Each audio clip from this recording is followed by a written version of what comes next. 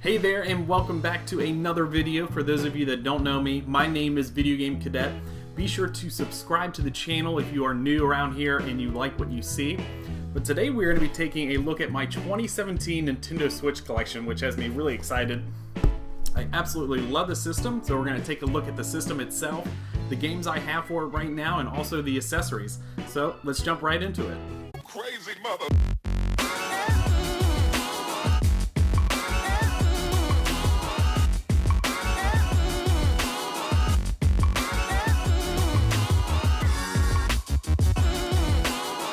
I'll have to be honest and tell you that I am really enjoying the Nintendo Switch. I think it's a true return to form for Nintendo, and it's a game changer for sure. It seems like it's been something that Nintendo's audience has really been clamoring for, and something that people are really excited about purchasing and buying games. And coming back to Nintendo, if you weren't a big Wii U fan, the Nintendo Switch might be a system that you'll really enjoy, and I certainly do. I went with the kind of the matte black look for the Nintendo Switch with the Joy-Cons. I kind of consider this the standard model for the Nintendo Switch. I know that a lot of people got the red and blue Joy-Con version, but I figured I wanted to go with a matte black, and then in the future, if I wanted to pick up specialty Joy-Cons for Splatoon 2 or Mario Odyssey, I could always do that in the future. But I wanted to keep a kind of a standard look for my Nintendo Switch. As far as accessories that I've picked up for the system, I have some to show you, and the smallest by far is this micro SD right here. That is a 128 gigabyte. It's not the biggest you can get currently, but I felt for me it was a really good solution for Nintendo's lack of system memory. It only comes with 32 gigabytes to start off with, and if you're going to have a lot of games for the system, that's going to be a trouble. But I decided to go with the 128 because obviously it was cheaper than going for like a 250 gigabyte one, but also because I knew I was going to be focusing on physical release games. That's something I like as a collector, to get physical games. So knowing that I wasn't going to get a lot of digital games, I figured 128 gigabyte would really suffice for my needs. I also picked up this Nintendo Switch handheld carrying case. I find this to be really useful, as one of the best benefits of the Nintendo Switch is being able to take it anywhere. But with the screen that you always want to protect, and to be able to carry games as well on the go really easily, a handheld little case like this is great. So it opens up, it has a great quality zipper to start off with, and then you can put your Nintendo Switch system in here. It also has these red cases that hold micro SDs and also Nintendo Switch games. So a great way to pack in your accessories like a power cord, games, and micro SDs too if you need those. A great little all-in-one case like this is really helpful. Speaking of protecting your Nintendo Switch, I also picked up this SwitchMate glass protector for your screen. Something I'm really enjoying, knowing that my screen is going to be protected. That is awesome. So it also came as a pack of 2, so I put one on my screen, and I also have one backed up right in here just in case something happens to the original. I can always take it off and put on a new one.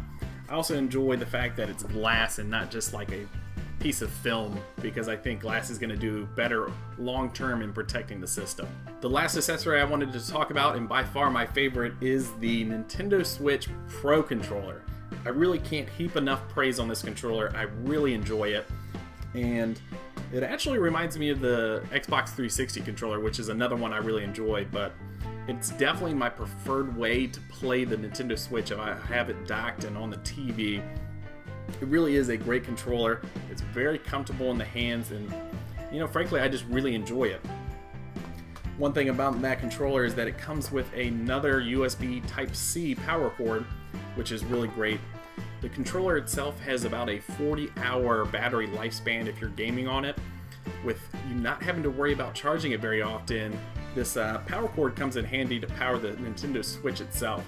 So the Nintendo Switch power cord that came in the system box, I keep on the dock to charge my system, but I keep this one by my bedside, plugged into the outlet, and I use that if I'm playing the Nintendo Switch and it gets low on battery while I'm in bed, because one of the best features about playing the Nintendo Switch is being able to play it everywhere. So it's nice to get another power cord in the box for the Pro controller.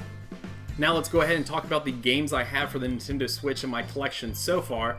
I certainly don't have a lot of games, but the ones I do have, I've been putting a ton of time into them and have been really enjoying them. So to start off with, one of the best games for the system by far is Zelda Breath of the Wild. It definitely makes me feel how I felt when I was playing Ocarina of Time on the N64 for the first time. Just, you know, it changes the Zelda experience as much for me as Ocarina of Time did. Just the huge scale of the playable area and just how awesome the game is. It's really fantastic. Next up, we have mario+rabbids Kingdom Battle. This was a game that I picked up first for the system because I watched enough reviews to have me really excited about playing this. If you're used to a XCOM grid-style fighting and strategy game where you can upgrade weapons and get new characters and stuff like that, you'll really enjoy this game. I definitely enjoy it. And one thing that I noticed about this game when I picked it up is it actually has a little piece of paper, a little slipcover in the box, which I noticed a lot of Nintendo first-party games were missing that. And also one other thing I wanted to point out here, or two noticeable differences, is that with Breath of the Wild, they just throw in a really awesome piece of game art. And then with games that are third-party, I see mostly they're putting in just a lot of like user information and legal warranties and other information about that's kind of less cool.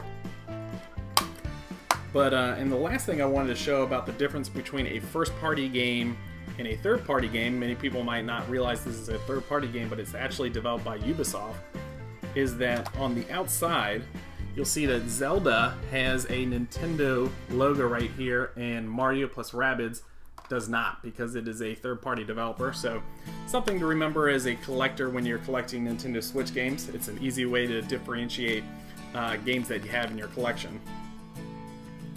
Next up, we have Mario Kart 8 Deluxe, a game I really enjoy.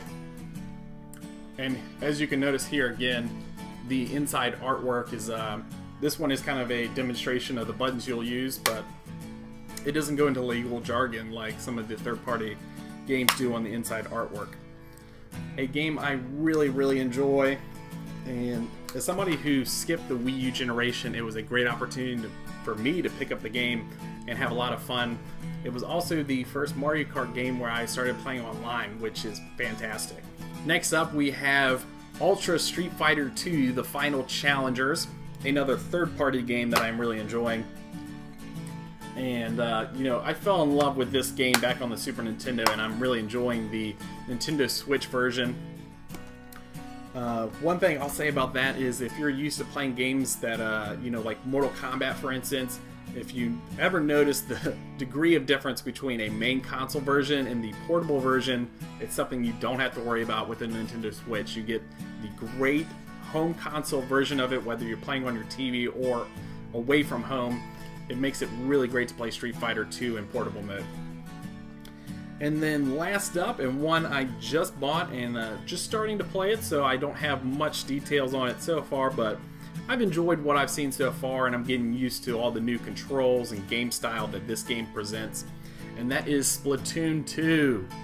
Something I was really excited to pick up, and you know, I'm jumping right into it and seeing how I enjoy it so far. But what I've seen so far, I do certainly like it.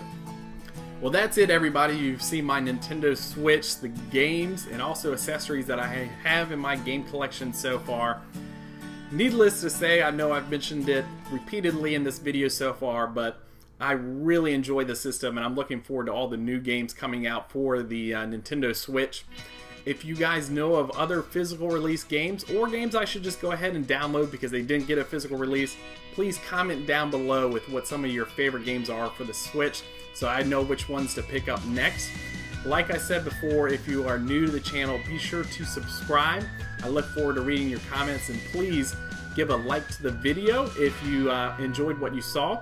But until next time, Video Game Cadet, reporting out.